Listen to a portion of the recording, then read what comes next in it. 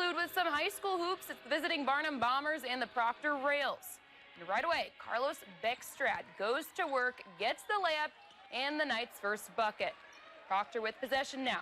James Purio just taking his sweet old time. That's about as picture perfect as it gets, and Proctor takes the early 8-5 lead. And then it's deja vu. Purio from Omen, the tray ball is all good yet again. Proctor pulling away 13-7.